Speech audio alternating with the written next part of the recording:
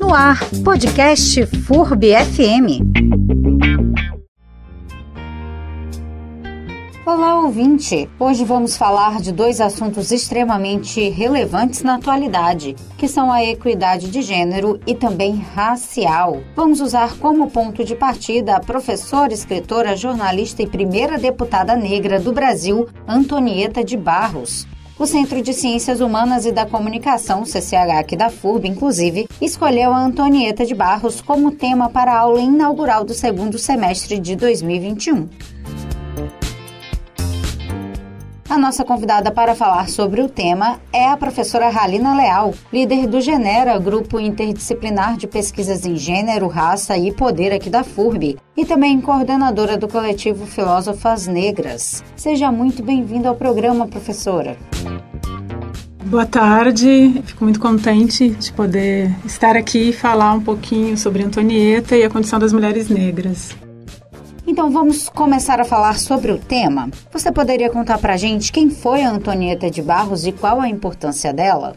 Sim, para além de ser, de classificar a Antonieta de Barros como uma professora, escritora, jornalista, primeira deputada negra do Brasil, Antonieta foi uma mulher que superou, vamos dizer assim, barreiras do seu tempo e barreiras estipuladas pela sociedade, por uma sociedade machista, racista, sexista. Então, Antonieta, ela superou aquilo que esperavam dela enquanto uma mulher negra na sociedade. Isso é muito importante.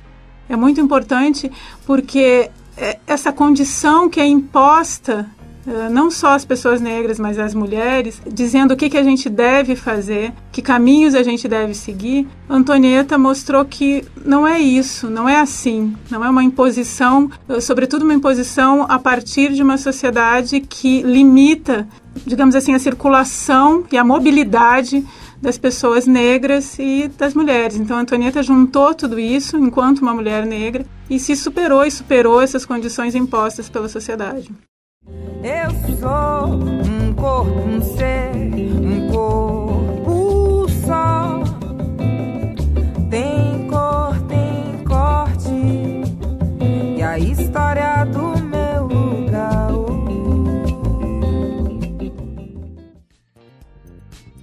Você diria que ela é uma figura fundamental por essa representatividade ainda no nosso contexto atual, em que racismo e machismo acabam sendo uma combinação muito mais dura para mulheres negras? Sim. Com relação a esse ponto, eu lembro muito da própria aula da professora Geruzzi, escritora do livro sobre Antonieta de Barros, que ela disse o seguinte: hoje em dia, houve uma pergunta relacionada à condição das mulheres hoje em dia, que, lá atrás já acontecia questão de preconceito, racismo, ou lá atrás conseguiram eleger uma mulher negra e hoje a gente está num processo de retrocesso. Eu diria o seguinte: a gente não avançou. Essa é uma condição que vem desde lá de trás e a gente não vê uma evolução, preconceito, seja com a questão racial, seja com relação à questão de gênero, existia lá atrás e continua existindo e a gente não evoluiu com relação a isso. Essas questões a gente tem que continuar lutando todo dia, resistindo a situações de opressão que já existiam e que essa condição... Antonieta lá atrás já estava nos mostrando a dificuldade que é, superar as barreiras sociais da sociedade racista, machista e sexista. E hoje isso continua, infelizmente. Inclusive, a gente precisou comemorar em pleno 2020 a primeira mulher negra eleita na cidade de Brusque, de Curitiba e de Joinville, Exatamente. Para a gente pensar, o quanto a gente naturalizou e ainda naturaliza a falta, de mulheres negras e de pessoas negras no geral, mas das mulheres negras em determinadas posições na sociedade.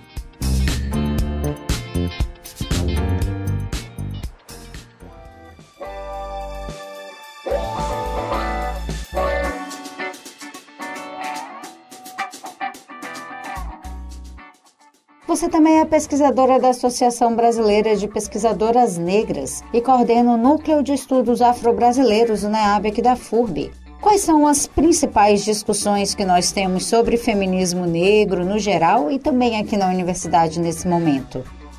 Quando a gente fala em termos de feminismo negro, é visibilizar as condições das mulheres negras na sociedade. E quando a gente fala em visibilizar, é mostrar o quanto a condição das mulheres negras é peculiar, porque as mulheres negras são atravessadas pelo machismo, numa sociedade machista, e são atravessadas pelo racismo. Então, a condição da mulher negra é diferente da condição da mulher branca, que sofre opressão de gênero, e não é negado isso, e é diferente da condição dos homens negros, que sofrem pelo racismo.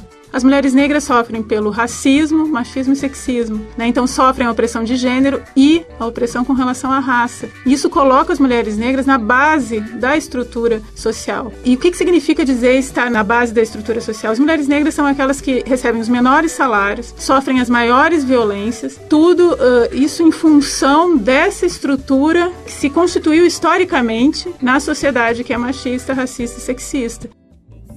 Eu sou um corpo, um ser, um corpo só. Tem cor, tem corte, e a história do meu lugar.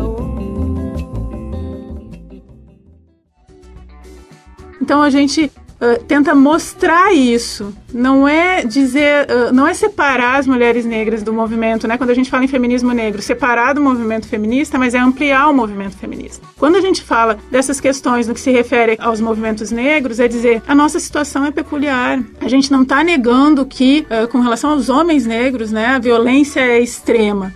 Mas a nossa condição é peculiar. Então, vamos olhar por meio da diferença e ampliar os debates, né, para abarcar as mulheres negras, porque senão a gente não fica em nenhum lugar, né? A gente não fica lá nem cá. E as nossas reivindicações, vamos dizer assim, não são atendidas de nenhum lugar, né? Então, é muito importante. E aí, quando se fala no sentido mais local, inclusive institucional, eu acho que a universidade ela tem que debater essas questões, e eu brigo e luto muito por isso, porque o meu grupo de pesquisa, pelo que sei, é o único que traz esses temas, né? E eu acho que esses temas têm que ser trabalhados não só nos grupos de pesquisa isoladamente, mas têm que ser trabalhados nas graduações, em todos os cursos, e nas pós-graduações. Tem que ser tema de debate, tanto racismo, tanto as questões de gênero e, né, o cruzamento dessas questões. A gente tem que esclarecer e conversar a respeito disso. É muito sério, né, professora? É interdisciplinar mesmo. Não sei se você acompanhou recentemente, saiu o Atlas da Violência 2020. Um dos pontos mais relevantes dá conta de que pessoas negras são 77% das vítimas de homicídios no Brasil. E é isso, né? Se a gente não conversar sobre essa realidade, como seremos capazes de modificá-la, né? Não tem como. Exatamente. Se a gente não só conversar, mas a gente assim pensar e refletir o que a gente pode fazer para mudar essa situação. E quando eu falo assim, mudar a situação, é ver as nossas posturas mesmo, né? Individuais. Que pensamento vem quando a gente vê uma pessoa negra na rua à noite? E a gente tem que olhar para isso, para poder desconstruir preconceitos. Não que a gente vá realizar discriminação de forma ostensiva, mas só em pensar que essa pessoa pode ser um bandido, bom, eu tenho que discutir de onde eu tirei essa ideia. Por que eu penso isso? Né? Qual é a imagem que eu estou atribuindo a essa pessoa, uma pessoa negra? Ou qual é a imagem que eu atribuo a uma mulher negra? Né? Aqui está associada essa imagem. O corpo, aos corpos, né? Que imagens são associadas aos corpos negros, sejam masculino e feminino. Olhares brancos me fitam, há perigo nas esquinas, e eu falo mais de 3 línguas. Ainda tem outras questões, né? No imaginário de muitas pessoas, a mulher negra ocupa um espaço de subalternidade. E como é importante a gente ver mulheres negras ocupando espaços que sejam de poder. Com certeza, e é muito distante em função dessa imagem que se tem das mulheres negras, e imagem que é uma imagem de servir. A associação que a gente faz essas mulheres têm que cuidar, e isso é um ponto muito, muito importante para a gente reconhecer que as mulheres negras têm que ser cuidadas também. E quando se fala do servir e não ocupar determinados espaços, é a gente também pensar por que as mulheres negras têm que dar conta de tudo. De onde vem essa imagem de força? A violência obstétrica está muito relacionada a essa imagem de força das mulheres negras. Índices altíssimos de violência, os maiores índices de violência obstétrica recaem sobre as mulheres negras que não recebem analgesia e escutam nesse momento tão vulnerável aí, tão de fragilidade, enfim, tão importante na vida das mulheres, recebem falas do tipo, você dá conta, não precisa. Que isso? De onde vem essa imagem? A gente tem que discutir, a gente tem que debater, a gente tem que entender toda essa construção social que a gente reproduz, infelizmente que a gente reproduz.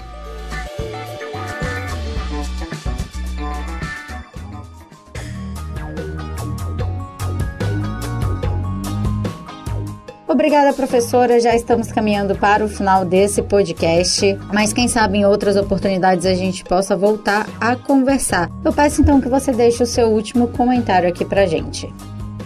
Eu só gostaria de dizer que é muito, muito importante a gente pesquisar, a gente falar, a gente entender os nossos posicionamentos, e isso por meio de pesquisas e educação, né? Na condição das pessoas negras, das mulheres e das violências que são sofridas pelas mulheres negras, não só por essas, mas assim, a gente não tem que se eximir de responsabilidade em refletir essas questões achando, bom, não diz respeito a mim, diz respeito a todos nós, porque a violência é uma violência que se reproduz dentro de uma sociedade da qual a gente faz parte. Então a gente tem que se ocupar disso, sim, é muito importante. É isso então, bom trabalho, professora, e muito obrigada a você, ouvinte, que esteve com a gente até aqui. Eu sou a Camila Bulhosa e a edição de áudio é do Mike Martins. Olhares brancos me fitam, há perigo nas esquinas. Eu falo mais de 3 línguas. E a palavra amor, cadê?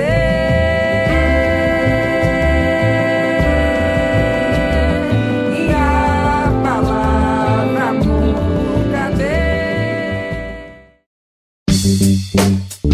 Você pode acompanhar esse podcast no youtube.com/FurbTV e sempre às 17 horas de segunda a sexta-feira na FURB FM 107,1.